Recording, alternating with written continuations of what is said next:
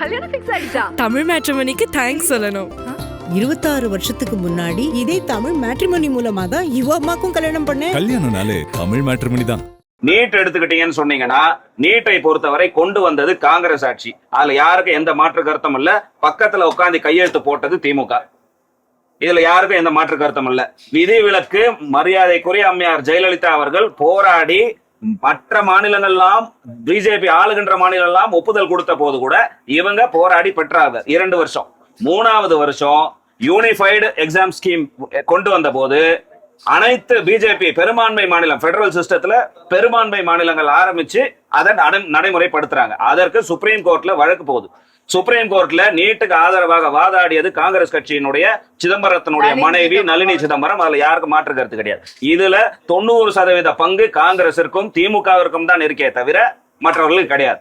இது நீட். உதய் மின் திட்டம் கொண்டு வந்தீங்க. உதய் மின் திட்டம் மரியாதைக்குரிய ஜெயலலிதா அவர்கள் இருக்கும் வரை வரல எடப்பாடி ஓபிஎஸ் வந்தவன கொண்டு வந்துட்டாரு, பொய்யான கட்டமைப்பு கொடுக்கறாங்க. ஏன் சொல்றேன்னா, இன்றைக்கு இருக்கின்ற உதவி திட்டத்துல மரியாதைக்குரிய பிரச்சனை அவர்களுக்கு டேட்டா இருக்கும். ஸ்கீம் எடுத்து காட்ட சொல்லுங்க. விலை உயர்வு பத்தியோ மின் கட்டண மாற்றமைப்பை பத்தியோ ஒரு வார்த்தை இருக்கான்னு காட்ட சொல்லுங்க. இததான் முதலமைச்சர் ஜெயலலிதா அவர்கள் எதிர்த்தார்கள். அன்றைக்கு இருந்த ஸ்கீம்ல இந்த சரத்துகளை நீக்கினாலே ஒழிய தமிழ்நாடு கையெழுத்திடாதுன்னு. இல்ல ஒரு நிமிஷம் உங்க பாயிண்ட் வர கணேஷ் சார். இதே அம்மையார் ஜெயலலிதா சொன்னப்ப ஐயா ராமதாஸ் வெளியிட்ட அறிக்கை, நீங்க சொல்ற அந்த கரெக்ஷனுக்கு அப்புறம்னு நீங்க சொல்றதுல அந்த கரெக்ஷன்ல ஓபிஎஸ் அன்னைக்கு தங்கமணி போய் கையெழுத்து போட்டு வந்ததுக்கு அப்புறம் ஐயா ராமதாசும் அன்னுமணி ராமதாஸ் அவர்களுக்கு கொடுத்த அறிக்கை ரெண்டையும் எடுத்து வாசிங்க. நான் கேக்குறதுக்கு இப்ப பதில் சொல்ல வாசி சார். இப்ப நீங்க சொல்றீங்கல்ல, சொல்றேன் ஐயா ராமதாஸ் அறிக்கை எடுத்து வாசிங்க. நான் தான் சொல்றேன், எங்களுடைய இன்டர்பிரேஷன் இருங்க மேடம், எங்களோட இன்டர்பிரேஷன் படி அந்த சரத்து அதுல இருந்து அப்படியே கையெழுத்து போட்டாங்க தான் நாங்களும் நம்புறோம். இப்ப உங்ககிட்ட இருக்கு, நீங்க ஆட்சியில இருக்கிறீங்க. உதய் மின் திட்டத்துல மின்சார கட்டண உயர்வை பத்தி ஒரு வார்த்தை இருக்கா இல்லையா? தங்கமணி அவர்கள் சென்று கையெழுத்து போட்டுட்டு வந்த ஸ்கீம்ல ஒரு சரத்து இருந்தா சொல்லுங்க. இதுக்கெல்லாம் ஒரே பதில் என்ன தெரியுமா? உங்க ஐயா ராமதாஸ் அவர்கள் எங்க சார்பா உங்களுக்கு ஒரு அறிக்கை விட்டுருக்காரு, அதை எடுத்து இப்ப படிங்க. திரு ஸ்நேகன், வெற்றி கூட்டணி அப்படின்னு சொல்றீங்க. வெற்றி கூட்டணி அப்படின்றது உங்ககிட்ட இருக்க தர்க்கம் என்ன? எப்படி நீங்க தான் வெற்றி கூட்டணி, உங்களுக்கு தான் ஆட்சியில அமைக்க போறோம் அப்படின்றது ஏன்னா இந்த 5 ஆண்டு காலமா இவங்க சொன்னாங்க நிறைய முரண்பாடுகளோட போயிட்டு இருந்தது. ஆனா முரண்பாடுகள் இருந்தாலும் இந்த 5 ஆண்டு காலம் அந்த ஆட்சி இருக்கு இல்லையா, அநேகமா அவங்க இந்த 5 ஆண்டு கால திட்டங்கள் மக்கள்கிட்ட போய் பரவலா போய் சேர்ந்திருக்கு. அங்க எங்க 1-2 முரண்பாடுகள் இருந்தாலும் அதை சரி செய்கிற ஒரு அரசாகத்தான் இன்றைக்கு திராவிட முன்னேற்ற அரசு இருந்துட்டு கொண்டு இருக்கு. எனவே இதை செஞ்ச இந்த 5 ஆண்டு காலத்தை வெற்றிகரமாக ஆட்சி செஞ்சதுனாலதான் மறுபடியும் நம்ம ஊருக்கு போயிட்டு இந்த 5 ஆண்டு காலத்துல பாத்தீங்கன்னா எல்லா மாவட்டத்துக்கும் முதல்வர் பயணப்பட்டிருக்கிறார். நேரடியா மக்களை சந்திச்சிருக்கிறார். மக்களை சந்திச்சது மட்டும் இல்லாம புதிய புதிய திட்டங்களால வேண்டி நிறைய விஷயங்களை பண்ணிட்டு இருக்கிறார். இதெல்லாம் நம்பிதான் தொடர்ந்து ஒரு கூட்டணியில இருக்கிற கட்சிகள் மீண்டும் இதே கூட்டணியில தொடர்வதற்கான ஒரு ஆயத்தமா இருக்காங்க. எங்கேயோ ஒரு இடத்துல இது முரண்பாடு வந்தாலோ அல்லது சொந்த செயலன்னு ஒரு முரண்பாடு வந்தாலோ அவங்க வேற கூட்டணிக்கு போகும். ஏன்னா எல்லா கட்சிக்குமே ஒரு கொள்கை இருக்கு, ஒரு கோட்பாடு இருக்கு, அது மாதிரி போகலாம். ஆனா அப்படி இல்லாம இன்னைக்கு இந்த 5 ஆண்டு காலத்துல அவங்க செஞ்ச சாதனைகள், அது நான் முதல்வனாக இருக்கட்டும் அல்லது மகளிர் உரிமை தொகையாக இருக்கட்டும், அடுத்த கடைசிக்கு மற்ற வரைக்கும் போய் சேர்ந்திருக்காது. அந்த நம்பிக்கையில தான் இந்த கூட்டணி மிகப்பெரிய வெற்றி அடைங்கிறதுல எந்த மாற்று கருத்தும் இல்லை. 2வது, இங்க தலைமை யாரு, தலைமையோட தலைவர் யாரு, இதை யாரெல்லாம் வலுப்படுத்துறாங்க போது ஒரு ஆளுமையான கட்சி ஒரு பட்டியலை போடலாம். ஆனா எதிர் மாதிரி உள்ளவங்கள்ட்ட அப்படி போடவே முடியாத ஒரு சூழ்நிலை. அதனாலதான் நான் இடையில போன வாட்டி பேசும்போது கூட சொன்னேன், தலைமையை அறிவிக்காமல் இருக்கும் போதும் தலைவரை அறிவிக்காமல் இருக்கும்போது பீகார்ல நிதிஷ்குமாருக்கு ஏற்பட்ட ஒரு நிலைமை நாளைக்கு எடப்பாடிக்கு வந்துருமோ இந்த மாநிலத்துக்குள்ள அப்படிங்கிற எதிரணியில இருந்தாலும் கவலைப்பட வேண்டிய இடத்துல நாங்க இருக்கணும். காரணம்னா என்ன வேணாலும் இங்க செய்வாங்க, யாரு மூலியமாவது உள்ள வந்துட்டு அவங்க என்ன வேணாலும் நாளைக்கு முடிவு எடுப்பாங்க. அப்படி இருந்தால் மாநிலமே ஒரு கேள்விக்குறியாக ஆயிடும். அதுக்கு விட்டுறக்கூடாது. மாநிலத்தில் உள்ள சண்டைகளை அப்புறம் பாத்துக்கலாம். ஆனா மாநிலத்துக்கு ஒரு விபத்தோ மாநிலத்துக்கு ஒரு இழுக்கோ வராமல் பார்க்கணுங்கிறதுல ரொம்ப முனைப்பாகத்தான் இந்த கூட்டணி பலமாக கட்டமைக்கப்பட்டிருக்கிறது. நான் என்ன சொன்னா, எம்ஜிஆர் இருக்கும் போதும் ஜெயலலிதா அம்மா இருக்கும் போதும் இருக்கிற ஆளுமை எடப்பாடி அவர்களிடம் இருக்காங்கிறத நாங்க கேட்கிறோம். அது இல்லைங்கும் போதுதான் அது சரியான தலைமை இல்லை, தலைவர் இல்லைன்னு நாங்க சொல்லிக்கிறோம்.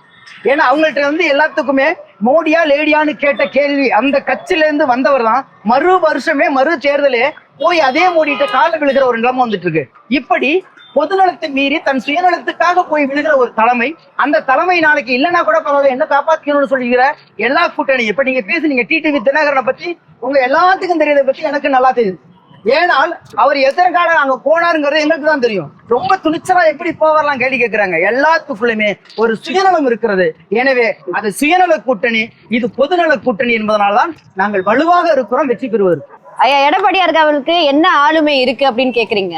நான் ஒன்னே ஒண்ணு சொல்றேன், அங்க ஒரு தகுதி தான் இருக்கு. என்னன்னா நான் கலைஞரோட பையன், அதனால ஸ்டாலின் அவர்கள் வந்தாரு.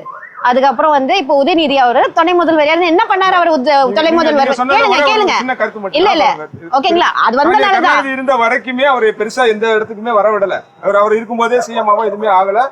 அதே மாதிரிதான் இங்கேயும் சார், இங்கேயும் அதுதான், அங்கேயும் வந்து இப்படிதான், இங்கேயும் அப்படிதான். ஆனா இங்க வந்து எவ்வளவு பிரச்சனை சந்திச்சிருக்காரு, எவ்வளவு உள்கட்சி பிரச்சனை சந்திச்சிருக்காரு, வெளியில எவ்வளவு சந்திச்சிருக்காரு, திமுகவை சமாளிச்சாரு. அப்படியும் 67 எம்எல்ஏஸ் கொண்டு வந்தாரு. எடப்பாடியாருக்கு ஆளுமை இல்லைன்னு சொல்றதே மத்தவங்க எல்லாம் கட்டமைக்கிறது நீங்களும் ரிஃப்ளெக்ட் பண்றீங்கன்றதான் என்னோட பொறுத்தவரைக்கும். முதலமைச்சராக எடப்பாடியார் இருந்தார்.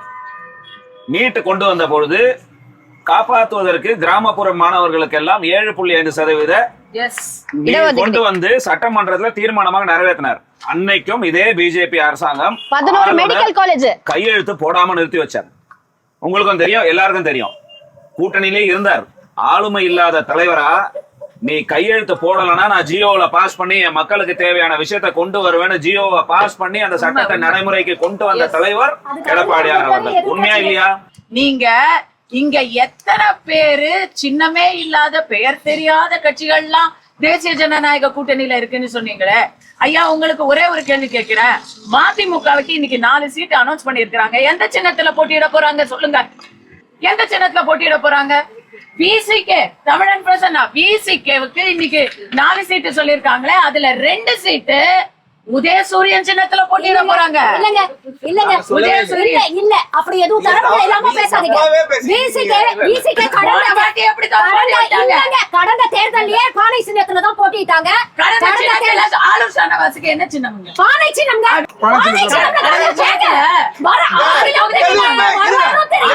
மிஸ்டேக் நடக்கிறது சகஜம் தான்.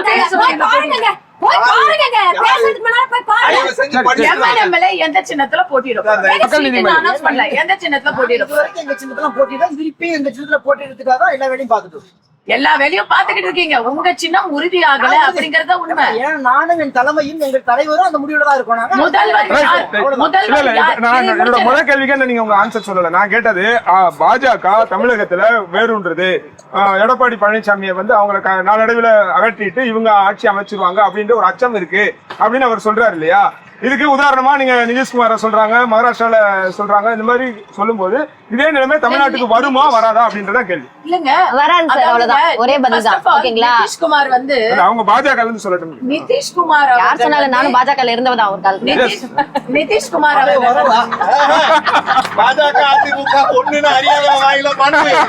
நிதிஷ்குமார் அவர்கள் இன்னைக்கு ராஜ்யசபாவில தன்னுடைய சேவையை தொடர்ந்து செய்ய போகிறார். நிதிஷ்குமார் அவருடைய மகனை தான் அவங்க வந்து ஒரே மித்த கருத்தோட அவங்க கட்சியில பார்ட்டி லீடராகவும் சீஃப் மினிஸ்டர் கேண்டிடேட்டாவும் சூஸ் பண்ணிருக்காங்க. அதுல நிதிஷ்குமார் அவர்களுக்கே மிகுந்த ஒரு சந்தோஷமும் ரிலீஃபும் கூட இருக்கும் பொழுது சேகர் அவர்கள் வந்து அதுக்காக ரொம்ப அக்கறைப்பட்டு எதிர்கட்சிக்கு இவ்வளவு அக்கறை என்னன்னு தெரியல. அதாவது இதுல முதல்ல கண்ணீர் மாதிரி முதல்ல அக்கறை. 1000 பிரச்சனை இருக்கும், 1000 முரண்பாடு இருக்கும். நீங்க பஞ்சாயத்துக்குள்ள வராதீங்க.